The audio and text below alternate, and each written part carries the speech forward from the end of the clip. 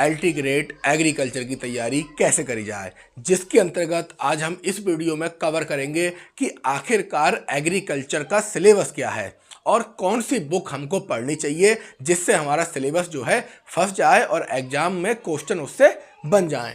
यहाँ कमेंट आया था हरिओम वर्मा का, जो कह रहे थे कि सर एग्रीकल्चर की तैयारी कैसे करें ये बता दीजिए। तो तैयारी को कैसे करना है इसको समझने के लिए पहले सिलेबस समझना पड़ेगा, फिर बुक लिस्ट समझना पड़ेगी, फिर रणनीति समझना पड़ेगी और इसके बाद मॉक टेस्ट समझने पड़ेंगे। भारत का जो दुर्भाग्य है वो यही है कि भारत एक कृषि प्रधान देश है, जहां पर कृषि प्रधान होने के साथ साथ सर्वाधिक संख्या में कृषि के विश्वविद्यालय होने चाहिए, लेकिन यहाँ पे सर्वाधिक संख्या में कृषि के विश्वविद्यालय नहीं है। यहाँ इतना ज़्यादा इस पर रिसर्च और वर्क नहीं होता जितना होना चाहिए, जिसके कारण ही बहुत बड़ी समस्याएं उत्पन्न हो रही हैं। तो एग्रीकल्चर देखा जाए, हम एल्टी ग्रेड की बात करते हैं, एग्रीकल्चर एल्टी ग्रेड की, तो ये इतना खतरनाक सब्जेक्ट है अपने आप में। एग्रीकल्चर खतरनाक इसलिए क्योंकि भारत जो है कृषि प्रधान देश है, और इसलिए ये खतरनाक है कि ये एकमात्र ऐसा सब्जेक्ट है जो 5 विषयों को टच कर रहा है। जो कितनों को टच कर रहा है? 5 सब्जेक्ट को टच कर रहा है। यानी अगर आप एग्रीकल्चर पढ़ रहे हैं तो 5 सब्जेक्ट इससे टच हो रहे हैं, और ये इनके टॉपिक जो हैं 5 सब्जेक्टों में भी हैं। या यूँ कहें कि जो 5 सब्जेक्ट हैं वहाँ पे जो मटेरियल है वो भी आपको एग्रीकल्चर में मिलता है, जिसमें आपके कौन कौन से 5 सब्जेक्ट हैं। पहला का सब्जेक्ट जो है वो क्या है आपका? जियोग्राफी। जियोग्राफी एक ऐसा सब्जेक्ट है कि जिसमें जियोग्राफी के साथ साथ भी एग्रीकल्चर आता है। दूसरा सब्जेक्ट है आपका इकोनॉमिक्स, अर्थशास्त्र, जिसमें भी क्या है? एग्रीकल्चर पूरा आता है, सारी फसलें आती हैं, उनका उत्पादन निर्यात सब आता है। तीसरा सब्जेक्ट जो है वो आपका साइंस है, और साइंस में भी कौन सा साइंस है आपका? आपकी बॉटनी हो गई, जूलॉजी हो गई। तो जो बॉटनी है उसमें क्या है? आपका पूरा ये ऊपर वाला आ जाता है, मृदा आ गई, सस्य विज्ञान आ गया, उद्यान विज्ञान आ गया, और जो जूलॉजी है उसमें क्या आ गया? पशुपालन आ गया। तो इस तरीके से साइंस में ये आ जाता है। अब चौथे नंबर का जो सब्जेक्ट है वो है एनवायरमेंट, पर्यावरण विज्ञान, जिसमें पूरे का पूरा टच होता है किसका? एग्रीकल्चर का। और 5वें नंबर पे एक सब्जेक्ट है करंट। क्या है? करंट। करंट में आपने देखा होगा गला बैठा हुआ है तो आवाज़ बहुत अच्छी नहीं आ रही है, आप उसको समझेंगे। और कहीं कहीं पे थोड़ा छोटा लिखा है या नहीं दिख रहा है तो टेंशन मत लीजिए, मैं आपको वहाँ पे जाके बता दूंगा। तो इसके अलावा 5वें नंबर पे जो सब्जेक्ट आता है वो है करंट अफेयर, जहाँ पे एग्रीकल्चर से खूब क्वेश्चन आते हैं कि भारत में इस वर्ष सर्वाधिक उत्पादन किस फसल का हुआ है, सर्वाधिक उत्पादन किस खाद्यान्न का हुआ है, भारत में मिड डे मील कार्यक्रम चल रहा है, उसमें जो चावल की मात्रा है वो कौन सा चावल खिलाया जाता है, वो चावल कहाँ से आता है, उसका उत्पादन कहाँ हो रहा है, और क्या नीतियाँ हैं सरकार की, ये सब भी आपको कहाँ से मिलता है? करंट अफेयर में। इसके अलावा एक जो कंबाइंड जीएस का पोर्शन आता है, जीएस का एल्टी ग्रेड के प्री पेपर में अनेक जगहों वहाँ भी एग्रीकल्चर से क्वेश्चन देखने को मिलते हैं कि खैरा रोग किसका है, तंबाकू का प्रमुख रोग क्या है, फसल के बारे में, इस तरीके से। तो कुल मिला के एग्रीकल्चर इतना खतरनाक सब्जेक्ट है कि 5 से 6 सब्जेक्टों को अकेला टच करते चल रहा है, और इसमें खुद जोड़ दिया जाए इसको एग्रीकल्चर को तो ये हो जाता है कितना? 7 सब्जेक्ट। तो अब हम बात करेंगे एग्रीकल्चर के सिलेबस की। आखिरकार एग्रीकल्चर का सिलेबस क्या है? तो एग्रीकल्चर का जो पूरा सिलेबस है, अगर आपको ने देखा हो कि आयोग का जो एंथेटिक सिलेबस है वो बड़ा सिलेबस है, उसको हमने व्यवस्थित करा, थोड़ा छोटा करा, जैसे जो बड़े टॉपिक थे उनको छोटे करे, उनके अंदर ऐड करे। तो कुल मिला के जो मेन टॉपिक हैं वो 11 टॉपिक हैं, यानी 11 यूनिट हैं आपकी एल्टी ग्रेड एग्रीकल्चर में। कितनी यूनिट हैं? 11 यूनिट, 10 यूनिट हैं। 10 यूनिट के बारे में हम समझेंगे क्या क्या है, और इसके बाद क्या है, उन यूनिट के लिए कौन सी बुक है। आपने देखा होगा कि जितने भी जो भी लोग जानकारी देते हैं, बताते हैं, वो क्या करते हैं कि आपको कुछ बुकें बता देंगे, और बुकें बताने के बाद कहेंगे ये बुक है आप ले लीजिए और अपनी तैयारी शुरू कर दीजिए। हम आपको क्या करेंगे, सबसे खास बात अपनी यूनिट में ये है कि यहाँ पे जो 10 यूनिट हैं, 10 यूनिट की अलग अलग किताबें आपको बताई जाएंगी। ऐसा नहीं कोई 4-5 किताब बता दी तो आप ले लो काम हो जाए। तो आपको क्या करना है कि जो 10 यूनिट हैं, 10 यूनिट की अलग अलग किताबें मार्केट में उपलब्ध हैं। तो अब जैसे पहला आपका क्या है यूनिट, सस्य विज्ञान। सस्य विज्ञान एग्रोनॉमी आप जानते ही हैं, फसल प्रबंध, किस तरीके से वैज्ञानिक तरीके से फसलों की खेती की जाए, इसे कहते हैं, क्या कहते हैं, एग्रोनॉमी। तो जो पहला यूनिट है वो क्या है, एग्रोनॉमी। इसको हिंदी में कहते हैं सस्य विज्ञान। जिन लोगों ने इंटर में एग्रीकल्चर रहा होगा तो कक्षा 11 में आपको एक किताब थी सस्य विज्ञान, ध्यान आ रहा है आपको, सस्य विज्ञान, वो यही किताब है सस्य विज्ञान। तो जो सबसे बड़ी यूनिट है वो सस्य विज्ञान है, पहली यूनिट। दूसरी उद्यान विज्ञान है जिसको हॉर्टिकल्चर भी कहते हैं। तीसरा सॉइल, मृदा है। मैंने आपको हिंदी में समझाया है, आप इसको इंग्लिश में भी सिलेबस देख सकते हैं, वेबसाइट पे है। इसके अलावा पोषक तत्वों का अवशोषण, बीज और सिंचाई, ये टॉपिक आपका जो है वो चौथे नंबर पे। पांचवें नंबर पे उर्वरक, कीटनाशक, रोग, पेस्टिसाइड, ये आपके उर्वरक हो गए और आपके कीट हो गए और रोग हो गए। इसके अलावा कृषि यंत्र जिसको कहते हैं एग्रीकल्चर यानी कृषि अभियांत्रिकी, फिर पशुपालन, एनिमल हस्बेंड्री, और इसके बाद प्रक्षेप अभिलेख, और क्या है, केंद्रीय एवं राज्य कृषि कार्यक्रम, और कृषि विश्वविद्यालय, कृषि विज्ञान अनुसंधान, प्रचार प्रसार एवं नेट। अब बात यह आती है कि गरम नहीं है कहते, अब बात यह आती है यहाँ पे कि आखिरकार ये आपके सिलेबस में क्या क्या है। तो जो सस्य विज्ञान है, तो मैंने आपको बताया इसमें आपको क्या पढ़ना है। इसमें जलवायु के आधार पे जो फसलों का वर्गीकरण है वो आपको बताया जाएगा। देखो एक चीज़ समझ लो, जो सबसे महत्वपूर्ण आधार है वो जलवायु है। जलवायु क्या करती है, वो मृदा का निर्माण करती है, तापमान का बनाती है, वर्षा की मात्रा निश्चित करती है, जिसके आधार पर क्या होता है, फसलें तय होती हैं। मान के चलिए एक स्थान है अफ्रीका जहाँ पे बहुत गर्मी पड़ती है, बहुत ज़्यादा ताप पड़ता है, तो वहाँ पे कुछ फसलें नहीं हो सकती। अब एक स्थान है शीत कटिबंध का टुंड्रा प्रदेश, तो वहाँ की जलवायु अलग है, वहाँ फसलें नहीं हो सकती। तो क्या है, सस्य विज्ञान में जलवायु के आधार पर आपको फसलों का वर्गीकरण देखना है। फिर क्या है, पर्यावरण दुष्प्रभाव, की जो फसलें होती हैं उनसे पर्यावरण पर क्या दुष्प्रभाव होता है। जैसे चावल की खेती से मीथेन उत्सर्जित होती है, नाइट्रस ऑक्साइड उत्सर्जित होती है, तो ये पर्यावरण को प्रदूषित करती हैं, दिक्कत खड़ी करती हैं। फिर कैसा मौसम चाहिए फसलों के लिए, प्रमुख अनाज एवं नकदी फसलें, प्रमुख अनाज और नकदी फसलें, इनके बारे में आप पढ़ेंगे सस्य विज्ञान में। दूसरा है उद्यान विज्ञान। उद्यान तो आपको पता ही है कि घर में आपको बड़ा शौक रहता है किस चीज़ों का, गमले लगाने का या छोटे मोटे पौधों को लगाने का, तो इसी को कहते हैं उद्यान, बागवानी, हॉर्टिकल्चर। तो उद्यान विज्ञान में दो चीज़ें आपको पढ़ना है।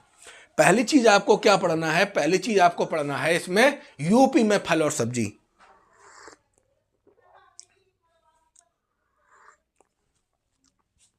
क्या पढ़ना है, यूपी में फल और सब्जी, इनका उत्पादन कैसे होता है, किस तरीके से बागवानी करी जाती है। अरे आप किसी भी बड़े कार्यालय में जाते हैं, DIUS कार्यालय हो गया या राजकीय इंटर कॉलेज हो गए, तो वहाँ भी बहुत ढेर सारे क्या होते हैं, बागवानी हो रखी होती है। तो इसमें आपको पढ़ना है यूपी में फल और सब्जियों की खेती कैसे करते हैं। और दूसरी चीज़ देखना है परिरक्षण। परिरक्षण का मतलब है फल और सब्जियों को सुरक्षित कैसे रखा जाए। जैसे आप अचार बनाते हो तो क्या है, एक प्रकार का परिरक्षण है कच्चे आम का, तो ये परिरक्षण पढ़ेंगे। मृदा आप जानते ही हैं, मृदा अपने वातावरण का प्रतिफल होती है। जब वातावरण बदलता है तो मृदा भी बदल जाती है। सारे का सारा बेस जो है वो क्या है, कृषि का मृदा है। अगर मृदा सही होगी तो कृषि बढ़िया होगी, मृदा सही नहीं होगी तो कृषि बढ़िया नहीं होगी। इसके बाद पोषक तत्व अवशोषण, की पोषक तत्वों का अवशोषण कैसे होता है। आपने देखा है कि आपके गमले में पौधे बेकार हो जाते हैं, लेकिन जब बारिश होती है तो वायुमंडल में जो कुछ तत्व होते हैं, नाइट्रोजन हो गई और तत्व हो गए, वो क्या होती है, पानी के साथ मिलकर आपके गमले में पहुंच जाती है। फिर आप क्या करते हो, उनको मिट्टी को पोषक तत्व मिल जाते हैं और बीज खींच जाता है या बीज को फायदा मिलता है। तो यहाँ आप पढ़ेंगे पोषक तत्वों का अवशोषण, बीज और सिंचाई। सिंचाई कैसे करी जाती है, बीज की क्या क्या क्वालिटी होती है। पांचवा टॉपिक है आपका उर्वरक, कीटनाशक, रोग।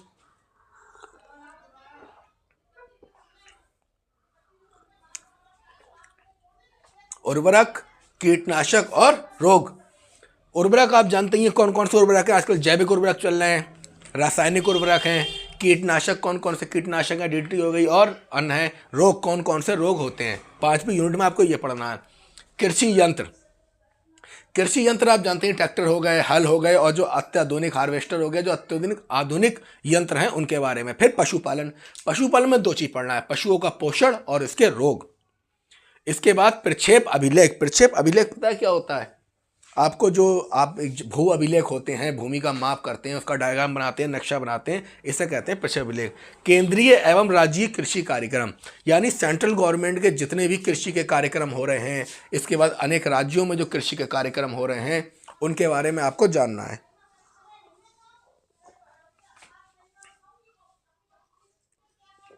और आपका जो 10वां यूनिट है वो है कृषि विश्वविद्यालय, कि भारत में और विश्व में कौन कौन से कृषि विश्वविद्यालय हैं, कृषि अनुसंधान केंद्र और प्रचार प्रसार संस्थाएं।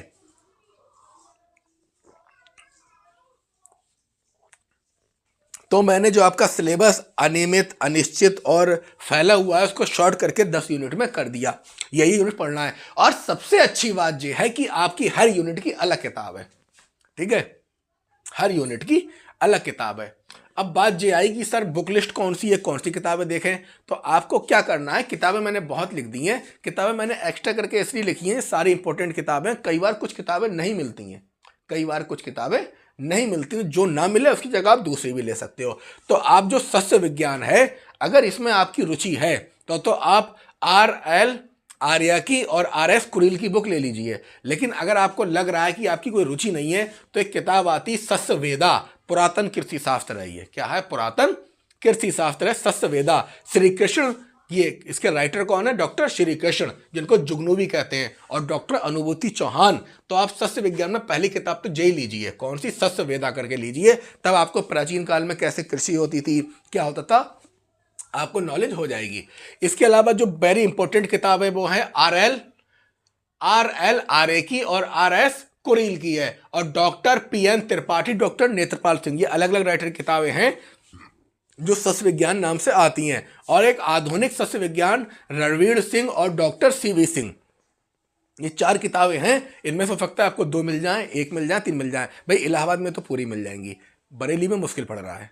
मैंने कई स्टूडेंटों को किताबों की बुक लिस्ट दी तो उन्हें बरेली में किताबें नहीं मिल पा रही हैं। ठीक है, तो आप चाहे ऑनलाइन लें, कैसे लें, तो आपको ये 4 किताबों में से कोई भी आप कम से कम 2 किताबें आप ले सकते हैं। ठीक है, ये वाली किताब जो है वैकल्पिक है, ये चीज़ मैं आपको पहले बता दूं। ये किताब जो है वैकल्पिक है, इस पर मत टिकना, मर्जी है, लो तो लो वरना मत लो। तो इस तरीके से ये रुचि जगाने के लिए है। बाकी 3 किताबों में से 2 किताबें होना अनिवार्य हैं। इसके बाद आपको जो उद्यान विज्ञान है, इसके लिए किताब लेना है हॉर्टिकल्चर, विजेंद्र सिंह की। एकदम मस्त बुक है, पूरे तरीके से समझाया है कि कैसी मिट्टी चाहिए, किस तरीके की किस्में होती हैं, बागवानी के क्या बेसिक होता है, जितनी फंडामेंटल चीज़ें वो अच्छे समझाई हैं।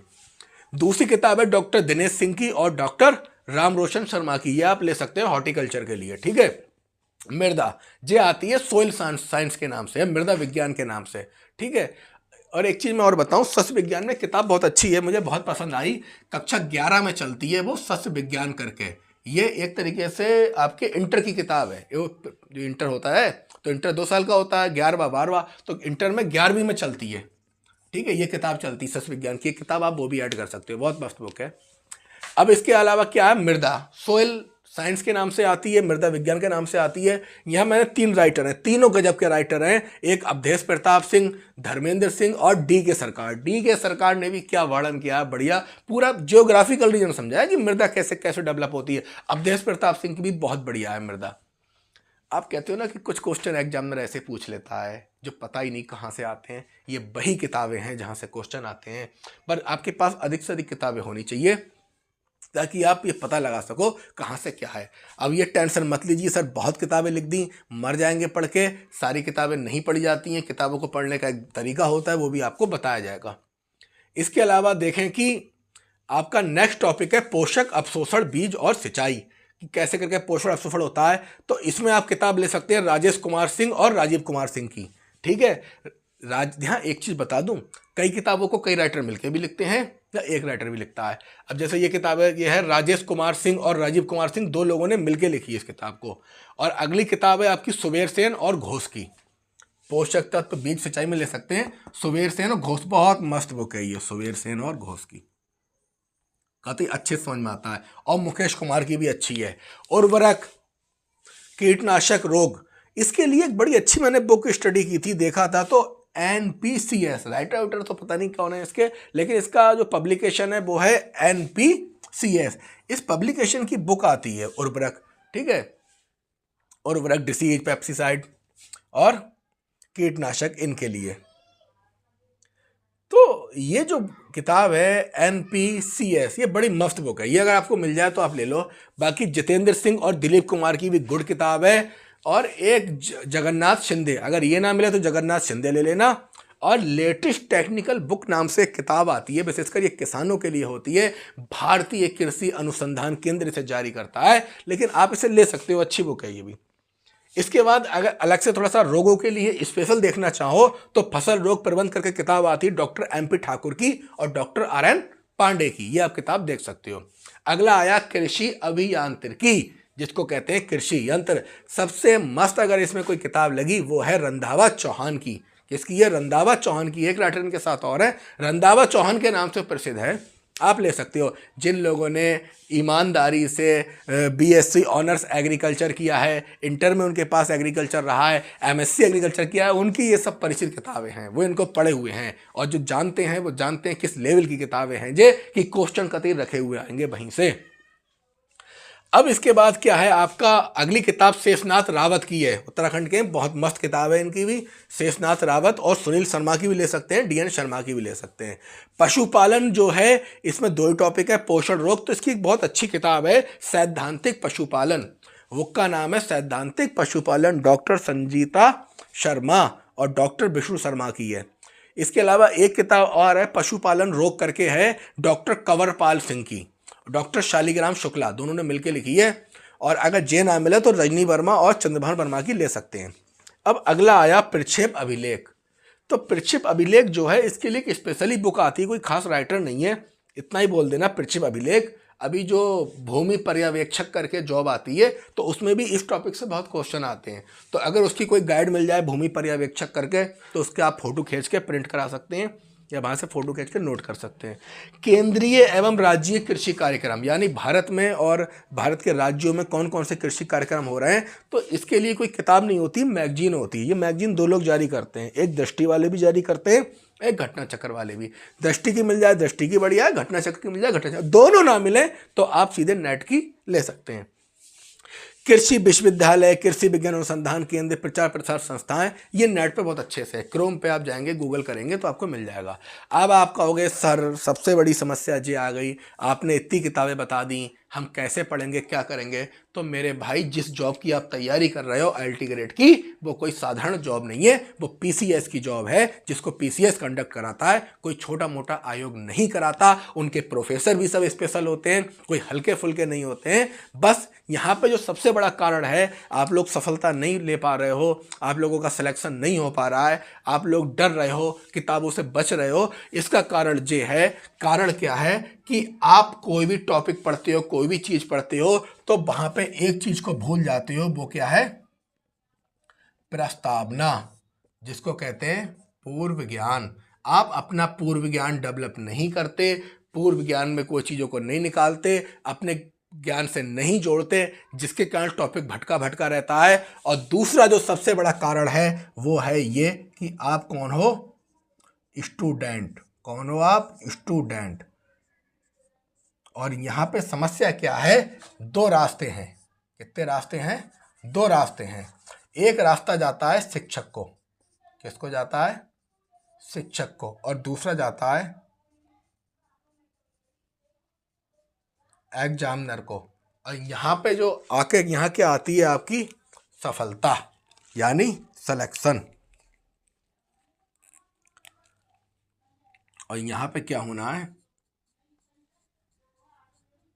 सिलेक्शन। ये चीज समझना, बहुत इंपॉर्टेंट बात बता रहा हूं कि है क्या कि एक है स्टूडेंट और एक है एग्जामिनर और एक है शिक्षक और ये है आपका सिलेक्शन। तो जो 98% स्टूडेंट गलती कर रहे हैं वो यही गलती कर रहे हैं कि 2 रास्ते हैं, एक रास्ता तो जे यहाँ आता है और एक रास्ता जे आता है, लेकिन सिलेक्शन तक बस ये रास्ता आता है।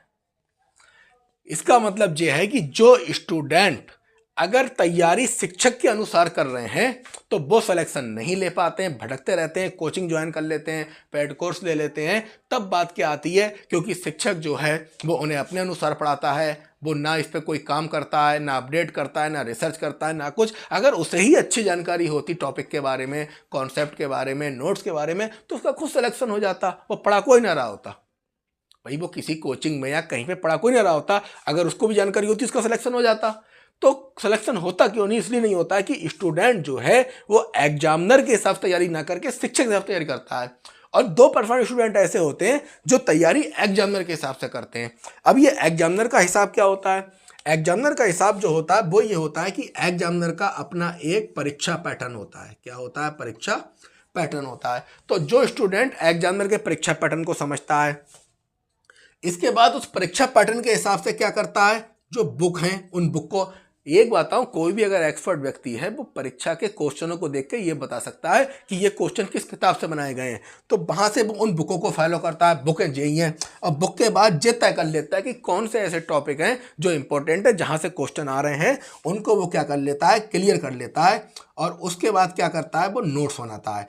तो जो एग्जामिनर के हिसाब से जो एग्जामिनर के हिसाब से अपने आप नोट्स बनाता है, नोट्स दोनों के पास है।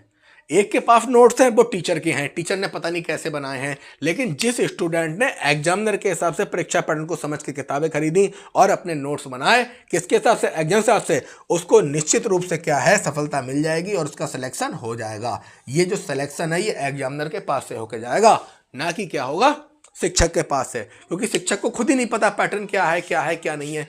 अगर उसको पता होता तो फिर बात ही क्या है, काम हो जाता।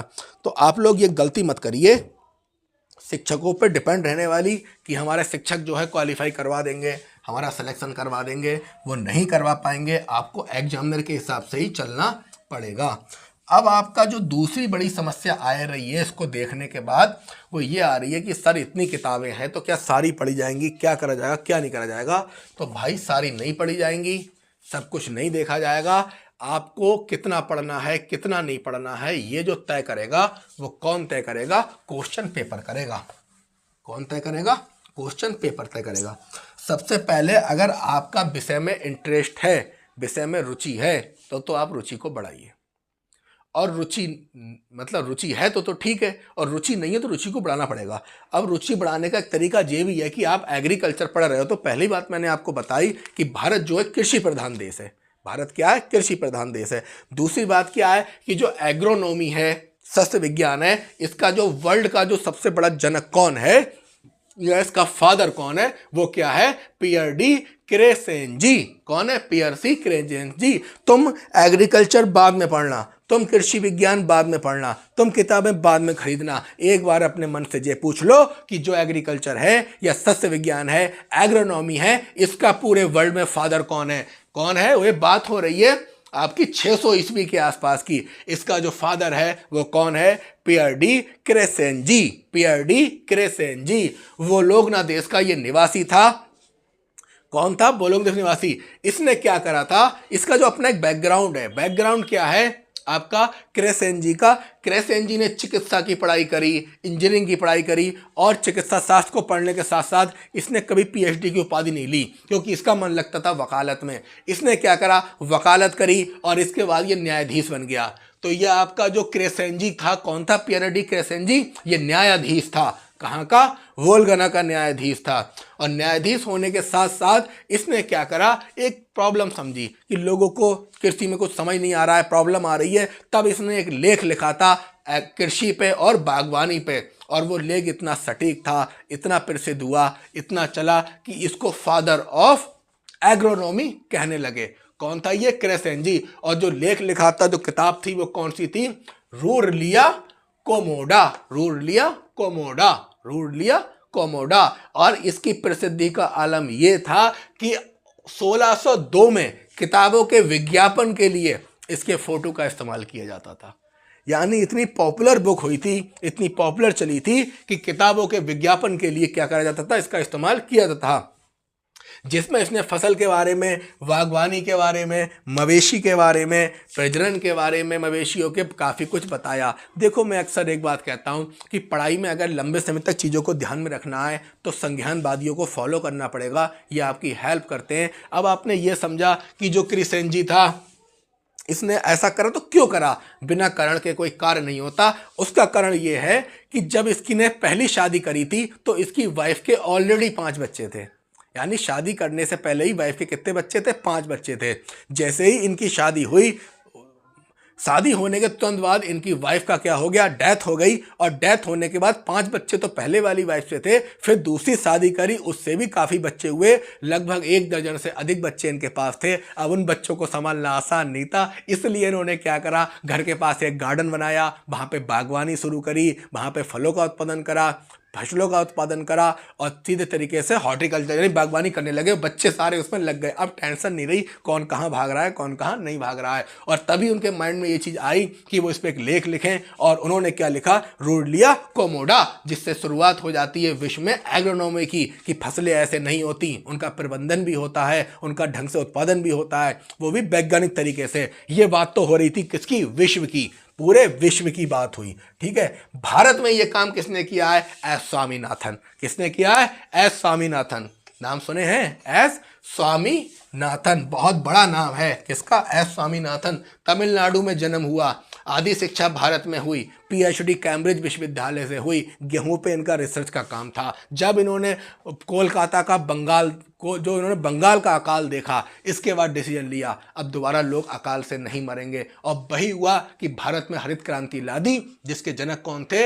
M S Swaminathan, Monkombu Sambasivan Swaminathan.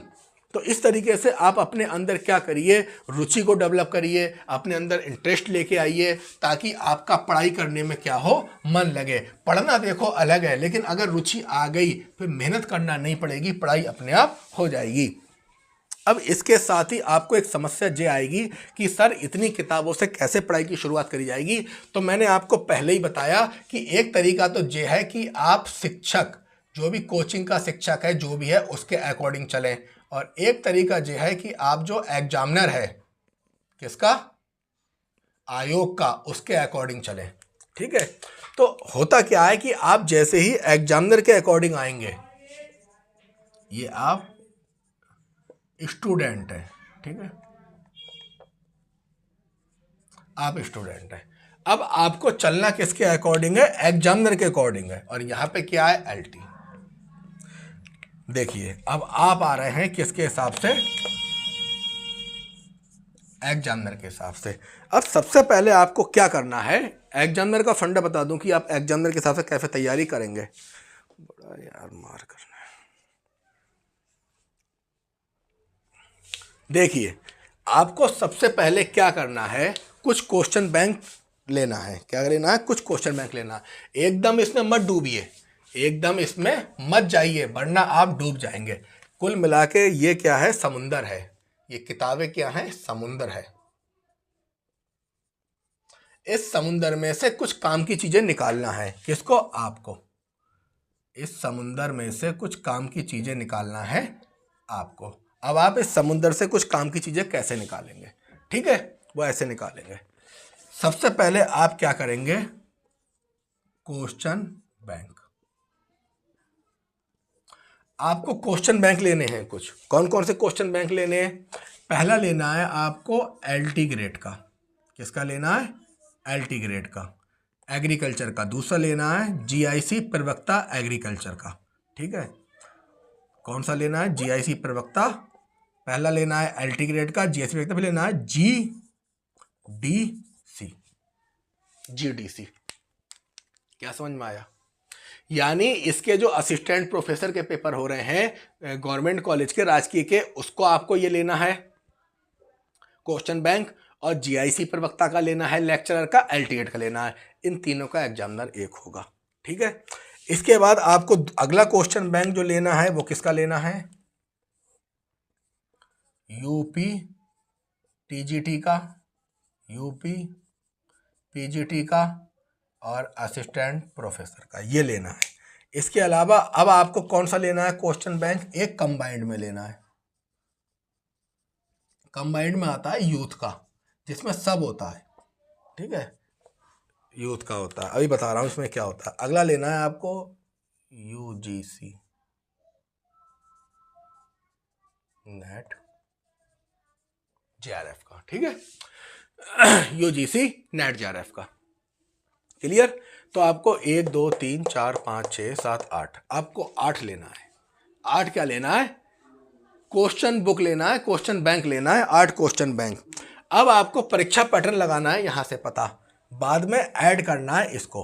अब परीक्षा पैटर्न कैसे पता लगाना है आपको? सबसे पहले आपने एक टॉपिक ले लिया, क्या? मृदा पढ़ना है आपको। क्या पढ़ना है?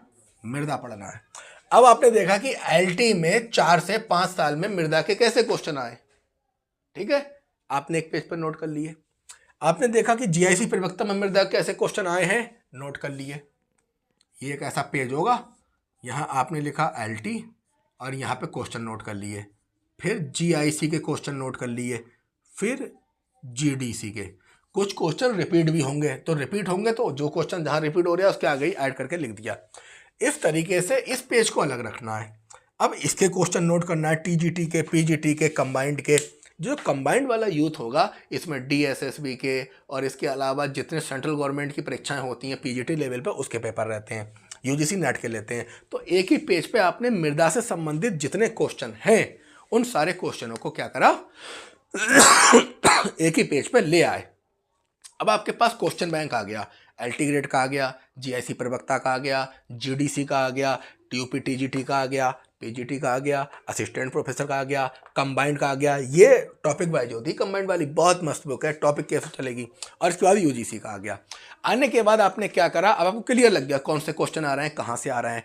अब आपने किताब उठाई, अवधेश प्रताप सिंह की और धर्मेंद्र सिंह की, दोनों किताब उठाई। और उठाने के बाद अगला काम क्या करा कि जो हेडिंग थे अवधेश की हेडिंग के, वो मृदा के हेडिंग नोट कर लिए और यहाँ हेडिंग कर लिए, यहाँ पे धर्मेंद्र सिंह के ऐड कर लिए। और जो हेडिंग समान थे समान रह दिए और बाकी इनको आपस में हेडिंगों को मर्ज कर दिया।